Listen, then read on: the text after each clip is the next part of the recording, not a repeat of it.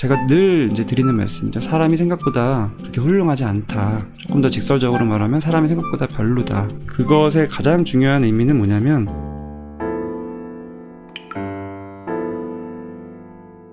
이 완벽주의에 대한 부분이 나를 계속 힘들게 한다. 그게 나를 자꾸 두렵게 하고 머리가 아프게 하고 불안하게 하고 그렇게 또 자존감은 낮아지고 늦어진다는 불안도 생기고 다 이제 완벽주의적인 부분과 관련이 많은 거죠. 성격장애에 대해서 강의한 것들이 많이 있는데 이걸 딱 읽어보고 나한테 해당되네 해서 성격장애라고 나는 생각하고 이러는 게 아니고요. 이거는 그냥 나의 성격 특성을 방향성을 살펴보기 위해서 참고하시면 돼요. 성격장애 진단은 아주 섬세하게 잘 해야 되는 부분입니다.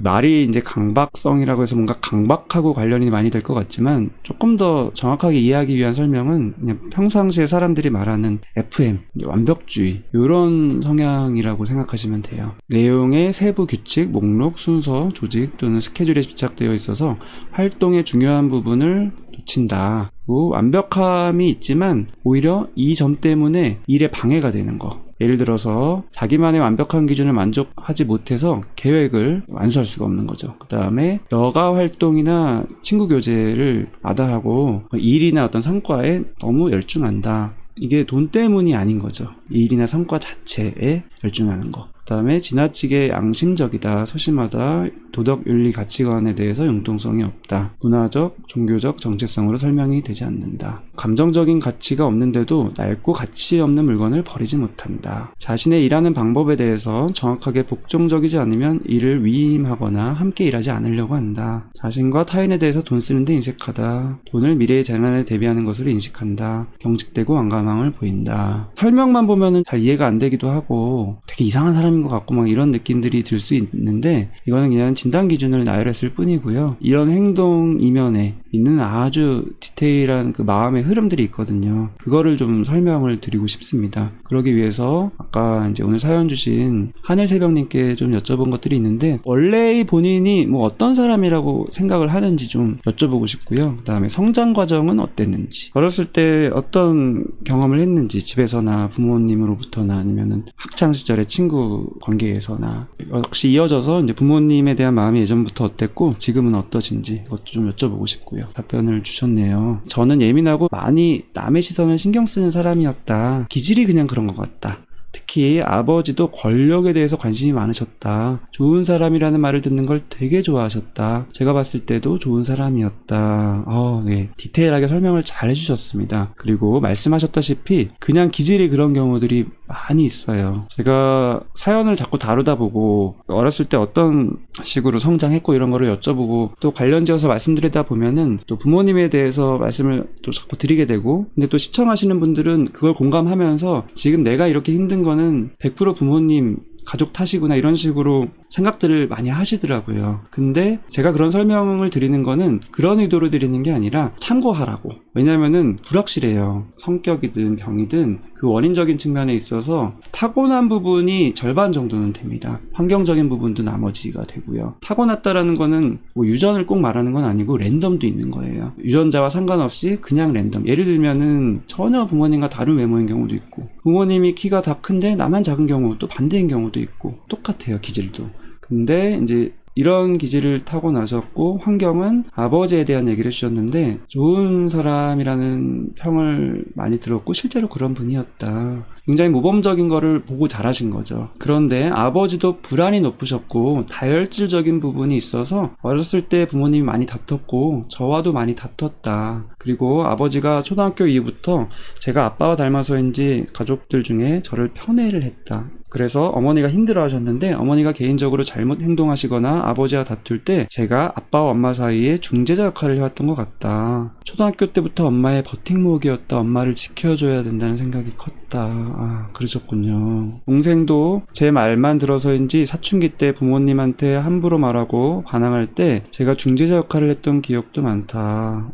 이게 또 부모님 사이에서도 중재자 역할을 하고 동생이 반항할 때도 내가 중재자 역할을 했고 지금도 그렇다. 제가 너무 힘들었을 때도 가족의 틀을 지켜야 된다는 책임감이 있었다. 그러셨군요. 몇 줄 적으신 것만 봐도 어떤 식의 삶을 사셨는지 연상이 되죠. 부모님 보기에도 또 남들 보기에도 참 좋은 사람이죠. 책임감 강하고 자기 일 열심히 하고 심지어 중재 역할까지 해야 되고 남을 도와야 되고. 제가 늘 이제 드리는 말씀이죠. 사람이 생각보다 그렇게 훌륭하지 않다. 조금 더 직설적으로 말하면 사람이 생각보다 별로다. 그것의 가장 중요한 의미는 뭐냐면 사람한테는 굉장히 바람직하고 뭔가 그런 행동을 하게 될 수 있는 부분도 분명히 있지만 반면에 감정이라는 영역이 있다라는 거거든요. 감정. 본인이 이런 역할을 하고 그러면서도 속에서는 이제 감정이 있을 수가 있어요. 진솔한 그 상황에서의 나의 감정. 근데 댓글 주신 거에 보면은 본인이 이런 상황에서 이런 역할을 한 거는 이해가 되는데 이때 어떤 감정들을 느꼈는지 어떤 생각을 했는지 특히 감정 쪽에 포커스를 맞춰서 표현이 잘 안 돼 있거든요. 혹시 지금이라도 한번 하실 수 있으면 해보시면 좋을 것 같아요. 내가 이렇게 살았고 지금도 이렇게 살고 있는데 이런 나의 삶에 대한 내 마음이 어떤지 내 감정이 어떤지 내가 이런 행동을 할 때 중재 역할을 할 때 그리고 나의 포지션을 볼 때 가족 안에서 내 감정이 어땠는지 지금은 어떤지 말씀해 주시면 좋을 것 같아요. 그리고 더불어 질문을 드리고 싶은 거는 예체능이 정말 어렸을 때부터 하고 싶었는데 지금은 그 길이 아니신 것 같거든요. 예술로 틀어야 된다고 하신 거 보니까 그 이유가 뭐였는지 예체능을 왜 안 했는지 이것도 좀 덩달아 여쭤보고 싶습니다. 예체능이라는 거는 특히 이제 음악 미술 이쪽, 그냥 뭐 문학 이쪽은 감정이라는 부분을 아주 많이 다뤄야 되잖아요. 그거를 표현할 수 있어야 되고 표현을 하려면 내가 그거를 인식해야 되고 뭐 의식으로 인식하든 무의식 안에 있어서 그거를 표출을 하든 어쨌든 감정이라는 부분을 많이 이렇게 느낄 수 있는 분이실 거거든요. 그쪽으로 내가 하고 싶다라는 게 단순히 아무 이유 없이 그냥 하고 싶다기보다는 그런 소망이 있는 거예요. 기질적으로. 그래서 이런 삶을 사시면서도 한편으로는 그런 감정적인 부분을 아주 많이 느끼셨을 수가 있어요, 원래는. 근데 그거를 또 편하게 그대로 인식하기 힘든 상황이시죠. 그랬더니 감정이 그냥 너무 힘들었다. 죽고 싶다고 생각했다. 그런데 내가 없으면 부모님이 잘 살 것 같지가 않아서 그게 더 걱정이어서 내 멋대로 못했던 것 같다. 이제 아까 동생은 반항도 했는데 본인은 반항을 안 하고 오히려 반항하는 동생을 챙겨야 됐고 또 엄마도 지켜야 되고 부모님 사이에서 중재해야 되고 내가 뭐 내 감정을 앞세우거나 이렇게 어필할 그런 상황이 아니라고 판단이 되셨나 봐요. 그냥 힘들었는데 뭐 죽고 싶었는데 그럴 수가 없었다. 죽고 싶은 것도 그럴 수가 없을 정도니까 다른 부분은 더더욱 그럴 수가 없죠. 반항이든 뭐 다른 여러 가지 감정에 충실한 행동. 역시 예상대로 예체능은 아버지의 반대가 컸다. 내가 하고 싶은 일은 영화였네요. 예, 영화였는데 어렸을 때부터 영화를 보면은 내 불안감이나 공허함이 많이 달래졌다. 어렸을 때부터도 만화영화보다는 영화를 봤다. 영화가 나의 버팀목이었다. 내 부모님 역할이었다. 굉장히 디테일하게 잘 표현하시네요. 역시 부모님은 중학교 때 시험을 안 보고 고등학교 때 공부를 안 한 거를 반항으로 본다. 나 스스로도 그렇다. 이 반항이라는 게 뭐 어떤 문제를 막 일으키고 보통 부모님들이 말하는 문제 행동이 아니라 그냥 시험 안 보고 공부 안 한 거를 반항으로 본다. 본인이 공부를 이제 안 하신 이유가 있겠죠. 그것도 조금 여쭤보고 싶습니다. 상황적으로 마음이 힘들면 공부할 수 있는 마음의 여유가 안 생기고 집중도 안 되거든요. 불안하고 집중도 안 되고 또 책임감이 너무 부담스럽고 내 역할을 많이 하다 보면 공부를 제대로 할 여유도 안 생기고 뭐 그래서 그러신 건지 아니면 또 다른 이유가 있으셨는지 여쭤보고 싶은데 어쨌든 반항에 대한 그 기준 자체도 굉장히 높은 거잖아요. 지금 내가 예체능의 길로 빠지지 못하는 이유가 내가 진짜 좋아하는 것을 실패할까봐 무서워서 피하고 있는 것 같기도 하다. 이렇게 제가 여쭤보지 않아도 본인 생각이 들면 쭉쭉 얘기해 주시면 좋습니다. 가족 안에서 본인의 역할 이런 거 이해가 잘 되고요. 이제 다른 외부 영역에서 학창시절부터 친구관계나 지금까지의 대인관계에서 이런 관계 측면에서는 어떠셨는지 그냥 본인 기준으로 편하게 말씀해주면 좋을 것 같습니다. 대인관계에서 본인 느끼는 것들 또는 그런 행동 패턴들 그리고 아까 예체능의 길로 빠지는 못하는 이유에 대해서 또 추가적으로 그게 내가 생각했던 그 상상 속의 피난처가 실제로는 아닐까봐 그거를 피난처로 삼고 싶었던 것도 이해가 되고 또 실패할까봐 무서운 것도 이해가 되고 하지만 또 근본적으로는 내가 굉장히 고민이 많으신 거예요. 자기에 대한 확신보다는 굉장히 많이 고민을 하는 거예요. 이럴까 저럴까 이럴까 저럴까 고민이 굉장히 많은 거고 쉽게 선택하기 힘든 거고 그 이유가 이제 실패할까봐 무서워서 피하고 있는 것 같기도 하다 라고 하신 거고 공부 안 하셨던 이유는 공부가 무서웠다. 나는 백지 공부법을 사람들이 알기 전부터 모든 과목을 공부하면 중학교 때부터 백지에다가 쭉 적었다. 그렇게 완벽하게 공부하지 않으면 불안해서 잠도 안 왔다.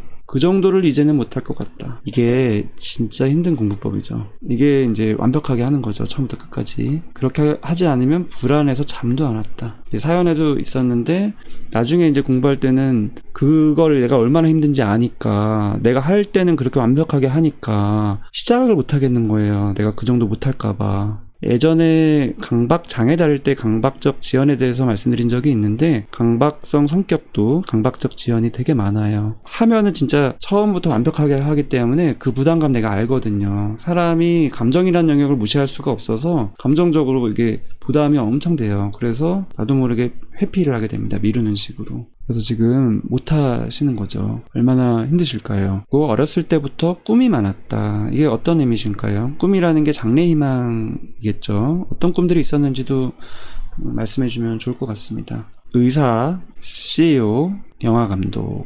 이제 꿈이 많은 거는 물론 우선은 좋죠. 아이들한테도 항상 꿈을 많이 권유하고, 물론 좋은 점도 있지만 또 성향상 내가 너무너무 하나하나 성취하고 싶은 게 많고, 또 이루고 싶은 게 많고, 그걸 통해서 인정받고 싶은 것도 많고, 이런 것 때문에 또 꿈이 많아지는 경우도 있는 것 같아요.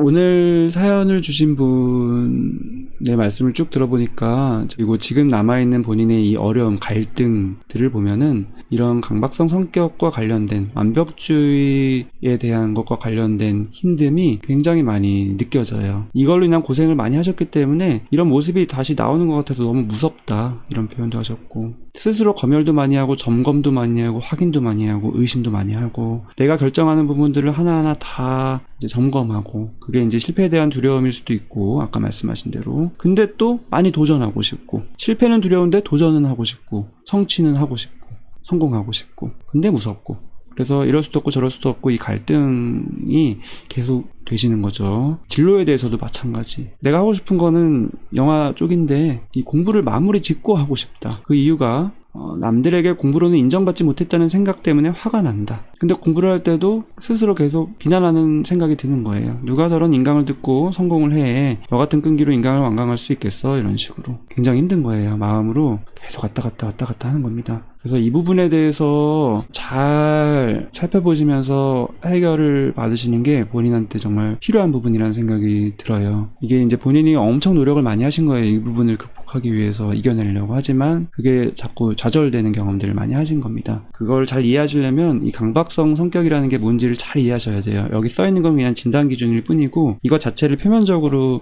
이해하시는 거는 별로 도움도 안 되고 와닿지도 않습니다. 제가 사람은 생각보다 별로다, 훌륭하지 않다, 이런 얘기를 계속 드리는 가장 중요한 이유가 바로 이런 성격을 가지고 계신 분들이 정말 많아서. 이게 진짜 많거든요. 우리나라에 정말 많고요. 이 성격이 뭐 나쁘다는 게 아니라 이걸로 인해서 스스로 제한이 되는 그 악순환을 경험하시는 분들이 너무 많아서. 그리고 이게 스스로 이렇게 제한되면서 쌓이면 뭐 우울증이나 불안장애로 또 터지는 경우도 많아서. 개념을 우선 설명드리면은, 가장 쉽게 이해하기 위해서는 강박성 성격이라는 거는 통제감, 조절한다, 통제한다, 이런 것에 대해서 나도 모르게 많이 몰입되고 집착되는 게 가장 중요한 포커스예요. 완벽이라는 것도 어떻게 보면 그냥 행동이잖아요. 완벽함을 추구한다, 계획적으로 한다. 근데 사람은 다 이면에 마음의 흐름이 있잖아요. 그거를 이해하셔야 되는데, 내 마음이 나를 스스로 통제한다, 조절한다, 이 느낌에 굉장히 많이 몰입이 되는 거고요. 또 이렇게 살면서 믿기도 해요. 내 삶을 내가 통제할 수 있다. 계획한 대로 실행할 수 있다. 인생이라는 거는 계획대로 딱딱딱 할 수 있는 거다. 삶이라는 거는 그렇게 내가 다 조절해서 할 수 있는 거다. 본인은 그렇게 살았죠. 스스로뿐만이 아니라 이제 가족까지도 다 조절하고 살았던 거죠. 물론 도움되는 영역이 있어요. 실제로 연구도 있거든요. 강박성을 가진 의사들 100명을 가지고 한 연구도 있고. 의사들 되게 많아요. 그 부분이 또 필요한 부분도 있고 꼼꼼하고 완벽하게 해야지만 병에 대한 이해나 치료적인 부분으로 될 수도 있기 때문에 하지만 이게 좀 너무 지나친 경우에는 오히려 이것 때문에 학업적인 성취를 할 수가 없기 때문에 의사가 되지도 못하는 경우도 있고 이거 자체가 문제라는 게 아니라 이게 너무 지나쳐서 이것에 내가 집착되는 거 그래서 오히려 내가 앞으로 나아가는데 방해가 되는 그게 포커스인 거예요. 그 이유는 사람 안에는 항상 자아라는 거가 있잖아요. 여러 가지가 통합된 개념, 내가 보는 나. 근데 저는 주로 이제 페르조나 이런 식으로 설명을 많이 하지만 보통은 초자 이런 용어로 많이들 익숙하시죠. 초자아. 아에 대한 기준이 되게 높게 형성돼서 나를 끊임없이 감시하고 검열하는 그런 존재. 엄격한 비난자, 빈틈없고 결점 없이 나를 항상 감시하는 그런 게 있기 때문에 내가 결과적으로 완벽하게 행동을 하게 되는 거거든요. 그냥 완벽하게 행동하는 게 아니라 이유가 다 있는 거예요. 그래서 나는 그렇게 나를 끊임없이 통제하고 싶다. 그 이유는 내 안에 엄격한 초자가 있다. 물론 어느 정도 사람은 다 있고 필요한데 이게 너무 지나칠 때는 참 악순환을 겪어요. 뭐냐면은 본인도 마찬가지로 그랬는데 내가 그게 공부를 하든 직업에 대한 부분이든 성취감이라는 거는 사람한테 굉장히 중요한 부분이죠. 성취감을 느껴야 돼요. 성취를 해야 되고. 근데 정말 바람직한 성취감은 뭐냐면은 나를 앞으로 쭉쭉 나가게 하는 성취감은 뭐냐면은 즐거움이에요. 내가 뭔가를 했었을 때 너무 즐겁다, 좋다. 너무 즐거워서 또 하고 싶다. 순수한 자발적인 동기죠. 근데 같은 성취욕처럼 보여도 그런 자발적인 즐거운 바람이 아니라 굉장히 나를 고통스럽게 하는 그런 초자로부터 나를 검열하고 그런 느낌으로부터 벗어나기 위해서 성취를 하는 식으로 가는 이런 방향일 때는 이 성취라는 게 즐거움이 아니에요. 되게 고통스럽습니다. 성취 과정도 고통스럽고요. 성취를 해도 그 즐거움, 그 자존감이 이제 올라가는 느낌이 아주 잠깐만 들어요. 일시적으로. 잠깐. 왜냐하면 그게 내 자발적인 게 아니라서. 초자를 기쁘게 하기 위한 거라서. 그리고 그 초자하고 이어지는 존재는 보통은 부모님이 많죠. 본인한테는 아버지가 되실 수 있을 것 같아요. 아버지가 그런 분이셨을 것 같고요. 사연만 봐도 엄격하고 실제로 그래서 평도 좋고 그걸 보고 자랐고 본인도 그렇게 해야 될 것 같았고 어렸을 때도 그런 식으로 많이 양육 경험을 하셨을 거예요. 부모님 얘기를 어쩔 수 없이 또 하게 됩니다. 이거를 부모님 탓하라고 제가 말씀드리는 게 아니라 본인이 잊고 있었던 또는 감정적으로 묻어뒀던 자기 마음 안에 있는 그런 영역, 이게 초자 영역이라고 표현할 수도 있고 나만의 그런 페르조나가 형성되어 있는 걸 수도 있고 그거를 잘 이해하기 위해서 설명드리는 거예요. 바람직한 가족이라는 거는 뭐냐면은 많은 분들이 오해를 해요. 저도 부모님이고 부모님들을 많이 대하는데 부모의 가장 중요한 역할이 아이를 바른 길로 이끌어야 된다. 이렇게 생각하시는 분들이 진짜 많아요. 그리고 기사 같은 거 이런 거에 대한 댓글도 요즘 많잖아요. 누가 뭐 문제를 일으키고 이제 이런 거 보면은 가정교육을 제대로 못 받고 뭐 이런 식으로 엄격하게 키우지 않아서 이런 식의 댓글이 많다는 거 보면은 관점 자체가 그런 식으로 되어 있어요. 부모라는 존재는 자식을 확실하게 예절 바르게 남한테 폐 끼치지 않게 또 자기 스스로 통제 잘하게 스스로 엄격하게 이렇게 바른 길로 FM적으로 잘 자라도록 옆에서 그 역할을 계속 해줘야 되는 게 가장 중요한 부모의 덕목이라고 오해하는 분위기가 우리나라에 아주 많아요. 요즘에는 그래도 뭐 육아서도 있고 여러 가지를 노력을 해서 조금 관점이 다르지만 전통적으로 엄청 많았죠. 제가 몇 번 말씀드렸지만 체면도 그래서 중시하고 남들 앞에서 보여지는 모습, 자식이 하는 행동의 결과, 그게 공부인 경우도 있고 뭐 공부가 아닌 경우도 있고 부모의 가장 중요한 덕목은 뭐냐면은 그렇게 자식을 바른 길로 이끄는 게 중요한 덕목이 아니라 가족 안에서 감정을 주고받을 수 있는 분위기가 되는 게 제일 중요한 거예요. 그걸 서로 주고받고 표현할 수 있고. 근데 우리나라는 자식이 자기 감정을 있는 그대로 표현하는 게 심성보도 그것처럼 되는 경우가 아주 많아요. 그러다 보면 경직되고 항상 그런 자연스러운 감정의 소통보다는 절제하고 뭔가 바람직하고 합리적인 이성으로 컨트롤하는 그런 행동을 보였을 때 칭찬하고 그렇지 않은 감정을 표현하거나 감정적인 행동을 조금만 했었을 때 반대로 벌하고 이런 식으로 자라다 보면은 껍질은 잘 자라요. 껍질은 바람직한 행동을 하게 되어 있어요. 근데 속에서 많이 힘들어져요. 왜냐하면 사람은 감정이라는 게 있는 존재이기 때문에 없을 수가 없기 때문에 억압은 하고 억누를 수는 있고 없는 것처럼 보일 수는 있지만 그렇다고 없어지는 게 아니라서 속에서 쌓여요.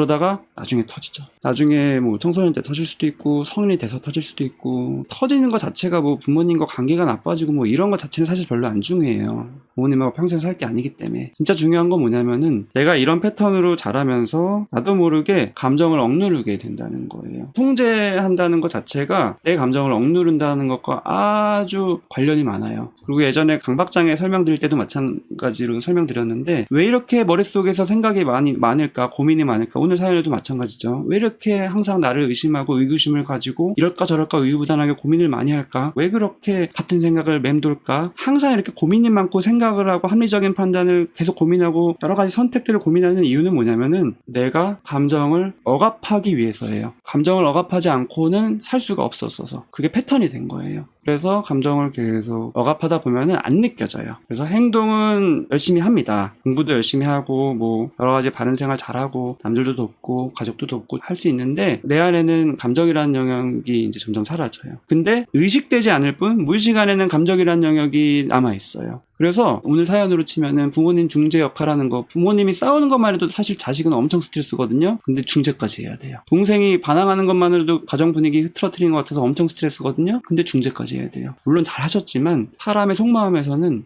불만일 수밖에 없어요. 불만, 분노, 이런 감정들이 이제 올라올 수밖에 없어요. 근데 그거를 본인은 아마 못 느끼셨을 수도 있어요. 내가 화가 난다, 이런 감정보다는 그냥 감정이 잘 안 느껴지거나 아니면 그 화살을 남한테 돌리기보다는 나 쪽으로. 그래서 이게 이제 오래되다 보면은 우울이랑 너무 많이 이어지고요. 에너지가 확 떨어지거든요. 계속 힘을 주고 있어야 돼서 내 마음을 억누르느라고. 통제라는 게 그런 통제인 거예요. 분노는 못 느꼈다, 그냥 속이 턱턱 막혔다. 그쵸. 이게 느끼기가 쉽지가 않아요. 왜냐면은 느끼면은 답이 없거든요. 쉽게 말해서. 그래서 그냥 안으로 이제 누르는 거예요. 무의식 안에 가두는 거. 턱턱 막히는 답답함이 있으셨던 거고. 어머니에 대해서 말씀드리면은, 제가 하는 선택이나 결정에 걱정이 너무 많으셨다. 지금도 저희를 모두 알고 싶어 하신다. 부모가 자식한테 하는 여러 가지 과제들이 있거든요. 저도 다 해본 거고. 그런데 중요한 몇 가지 중에 한 가지가 배변 훈련이에요. 근데 이제 강박성 성향은 배변 훈련하고 관련이 많다고 뭐 전통적으로 되어 있어요. 물론 그게 또 아니다라는 가설도 있지만 대체로 대입해 보면 맞는 경우들이 아주 많아요. 배변 훈련 자체가 중요한 게 아니라 하나의 그게 중요한 과제거든요. 아이가 자라면서 어릴 때는 부모가 하라는 대로 하다가 자기가 점점 독립적으로 자기 주장이 생기면서 때도 쓰고 하다가 부모님이 하라 그래도 안 할 수 있는, 자기 선택을 할 수 있는 그 중요한 과정이 배변이에요. 쉽게 말하면은 부모님이 싸라 그래도 싸기 싫으면 안 쌀 수도 있고, 싸지 말라 그래도 내가 싸고 싶으면 쌀 수도 있고, 이 과정에서 부모님과 여러 가지 갈등들이 많이 일어나거든요. 근데 그때 부모가 자식을 대하는 태도가 과제처럼 여겨지는 경우에, 내가 뭔가 이거를 자식을 잘 키워서 뭔가 이렇게 해야 된다라는 그런 과제처럼, 과정보다는 그 과제를 하는 것처럼 느낌을 받을 때는 부모가 굉장히 이거에 불안이 올라가요. 그런 식으로 불안이 올라가면은 하나의 예죠. 배변 훈련할 때도 굉장히 강압적으로 하게 됩니다. 그때 자식으로서 내가 무슨 갈등을 하냐면은, 당연히 부모에 대해서 분노의 마음이 들어요. 근데 표현할 수도 없어요. 그래서 그냥 복종을 해야 될 것 같아요. 이런 식으로 분노라는 이런 강한 감정을 없애려고 많이 노력을 합니다. 쉽게 없앨 수 있는 이제 방법이 이제 복종하는 거기도 하고, 한편으로는 두려움이 또 올라오고, 내가 반항하고 싶은 마음이 있는데 그걸 안 했을 때 또 두렵기도 하고, 복종과 반항 사이에서 계속 갈등이 되고, 분노와 두려움이 계속 교차되고, 나의 욕망이라는 거, 감정이라는 거는 너무 자연스러운 건데 이거를 자꾸 포기하게 되는 상황이 될 때는 복종을 하긴 하는데 마음속에서는 분노가 일어날 수밖에 없어요. 근데 이건 또 억압해야 되고, 한편으로는 또 두렵고, 내가 잘못한 행동을 했었을 때 벌 받을까봐, 혼날까봐, 이런 것들이 왔다 갔다 하면서 내 안에서 자리 잡았기 때문에 아까 말씀드린 그런 초자라는 게 강하게 형성되는 거예요. 그 검열자가 나예요. 남이 아니라 또 다른 나의 이면에 검열자가 내 안에 있는 거예요. 그래서 사연에서도 나오는 거죠. 한 번도 본 적 없는 사람들이 상상 속에서 내 행동이나 선택들을 비난한다. 이게 되게 흔하거든요. 강박성이 있으신 분들한테 흔하고, 또 자존감이 많은 낮아지신 분들한테도 흔하고, 강박성이 많이 있을 때 자존감이 또 낮아지고, 내 안에서 내가 나를 검열하는 거예요. 그게 뭐 한 번도 본 적 없는 사람들의 이미지로 경험되는 분도 있고요. 나를 비난했던 어떤 아이나 아니면 어떤 가족의 목소리나 그런 느낌처럼 경험되기도 하고, 이게 환청이나 이런 거랑은 좀 많이 다르고, 그런 생각이 내 안에 드는 거예요. 하늘새벽님이 또 얘기를 해주셨는데 예의를 되게 중요시한다. 역시 마찬가지죠. 굉장히 흔한 건데 예의를 중시하는데 그래서 예의를 별로 중요하게 생각하지 않는 예술을 너무 좋아한다. 지하철을 탈 때도 앞에 사람이 어른이면 다리도 못 건다. 예. 내 안에 이제 검열자가 있는 거니까 예의랑 정말 많이 이어집니다.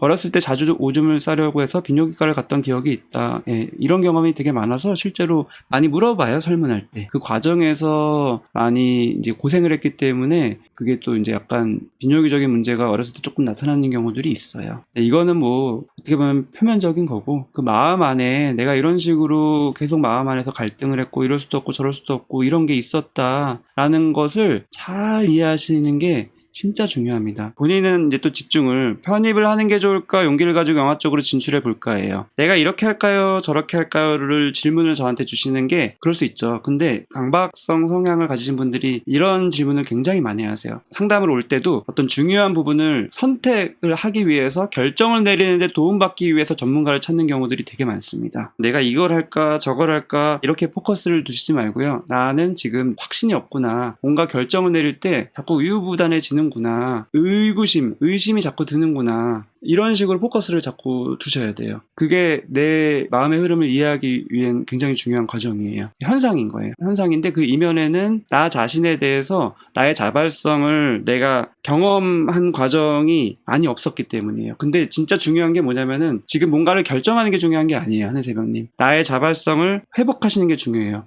그 다음에 결정은 자연스럽게 하게 돼 있고요. 그렇게 됐었을 때 쭉쭉 가게 되는 겁니다. 강박성이 있으신 분들이 되게 아이러니해요. 굉장히 도덕적이면서도 한편으로는 반대적인 측면이 있어요. 오늘 마찬가지 예술도 그런 거죠. 예술하고 거리가 먼 부분을 경험하셨으면서도 또 한편으로 반대적으로 그걸 또 추구하기도 하고 또 정리에 대해서도 강박성이 있으신 분들이 굉장히 철저하게 정리 한편으로는 하면서도 한편으로는 방이 또 지저분하기도 하고 청결도 굉장히 깔끔하면서도 한편으로는 더럽기도 하고 이런 왔다 갔다 하는 이런 것들이 있어요. 강박성뿐만이 아니라 정말 제가 상담하면서 제일 많이 경험하는 게 뭐냐면은 어쨌든 내가 원하는 삶을 사는 게 제일 중요한 거잖아요. 그 원하는 삶이 꼭 직업이 아니어도 인간관계든 아니면 뭐 취미든 정말 중요한 거는 내가 앞으로 쭉쭉 나아가면 되는 건데 정말 많은 분들이 내 스스로 나를 비난하고 남한테는 잣대가 되게 유하면서도 나 스스로에 대한 잣대는 높아서 스스로를 자꾸 태클 걸고 비난하고 비하하고 이런 생각이 들고 그런 감정에 사로잡히는 것 때문에 앞으로도 못 나가고 더 중요한 거는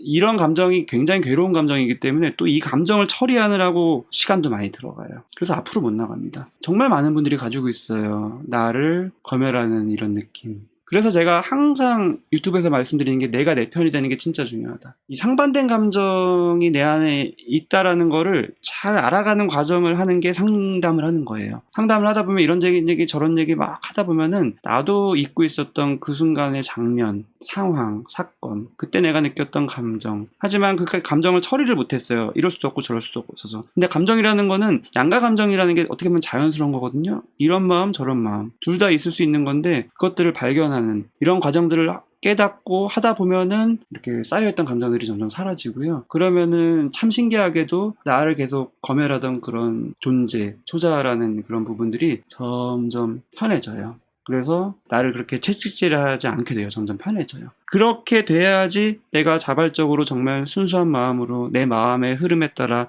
하고 싶은 걸 할 수가 있는 거예요. 완벽하지 않아서 불안할 때는 어떻게 하면 좋을까요? 이럴 때마다 마인드 컨트롤이 안 돼서 너무 힘들어요. 완벽하지 않아서 불안한 거예요. 어떻게 하면이 아니에요. 많은 분들이 그러는데 내가 이거를 어떻게 극복하면 좋을까? 이렇게 노력해서 나를 통제하려고 하시는 거예요. 그게 아니에요. 그냥 냅둬야 돼요. 상담을 해도 이렇게 하세요 저렇게 하세요 하는 상담을 하는 게 도움이 안 되고요. 특히 강박성은 치료할 때 어떤 상담을 해야 되냐면은 자유연상과 관련된 상담을 많이 해야 돼요. 내가 뭘 해야 되냐 이렇게 생각해보고 막 플랜을 짜고 바람직한 논리를 굴리는 게 아니라 반대로 감정, 아무 상관없는 감정적인 영역을 자꾸 올리는 걸 해야 되는 거예요. 그렇게 해야지 억압되어 있는 게 풀리고 그래야지 도덕적 기준이 내려가고 그래야지 편해지기 때문에 완벽함을 추구하게 되지 않는 거예요. 완벽함을 추구한다는 건 그냥 현상이라니까요. 그 이면에 있는 이유들을 잘 살펴보셔야 되는 거예요. 그런 거 하나도 안 하고 내가 어떻게 하면 이 완벽함을 추구하지 않을 건가? 어떤 노력을 해야지 완벽함을 추구하지 않을 건가? 어떻게 보면 되게 아이러니한 접근을 하시는 게 되는 거죠.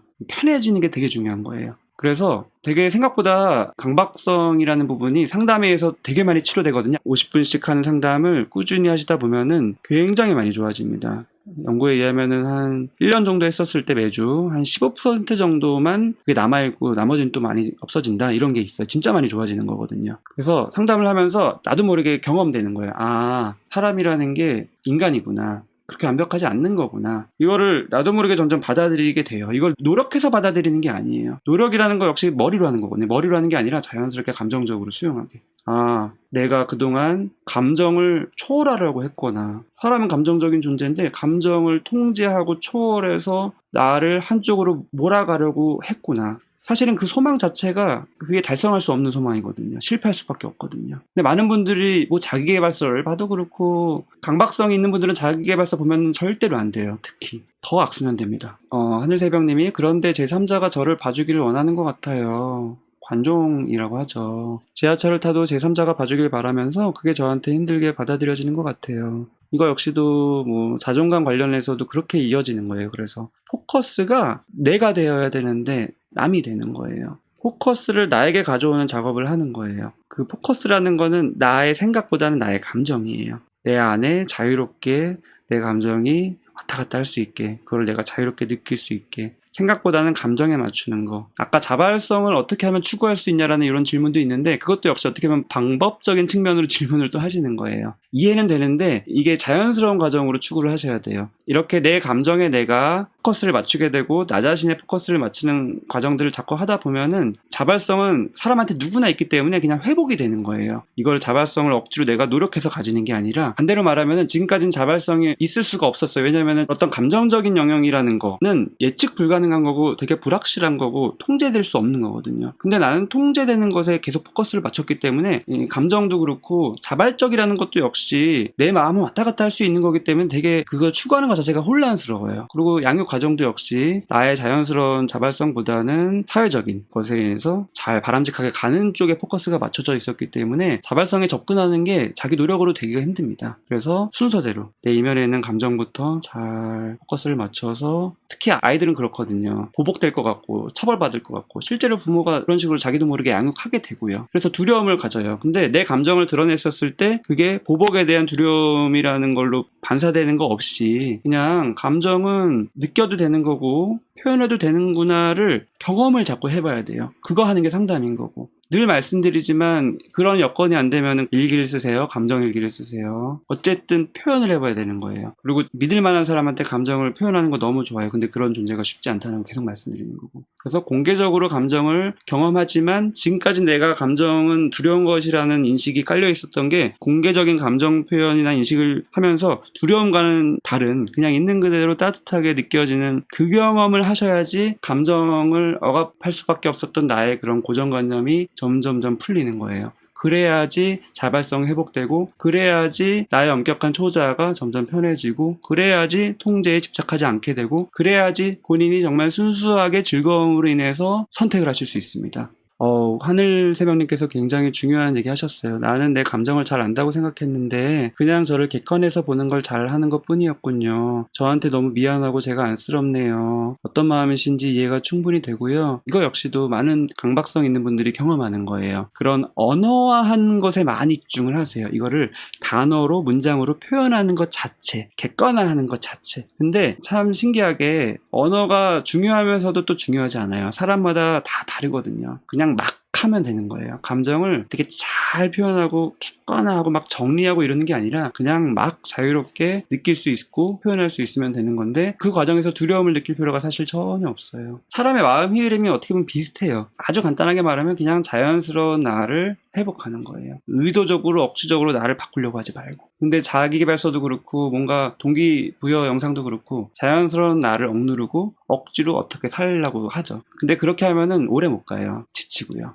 그래서 제가 항상 감정이 포커스를 맞춰야 되고, 생각과 감정, 내 마음속에 있는 거는 100% 나한테는 타당한 거고, 겉으로 드러나는 행동이 아닌 내 마음속에서 무슨 생각을 하든 무슨 감정이 들든 그건 나한테는 타당한 거고 그럴 수 있는 거다라는 얘기를 드리는 게 그래서예요. 하늘새벽님, 본인에 대한 그런 안쓰러운 마음이 물론 유쾌한 감정은 아니지만 어떻게 보면 진솔하게 나를 바라보는 시작이 되는 경우들이 되게 많은 것 같아요. 그렇게 본인을 아끼고 날 것 그대로의 감정을 두려움 없이 경험하시는 그런 하늘새벽님이 되셨으면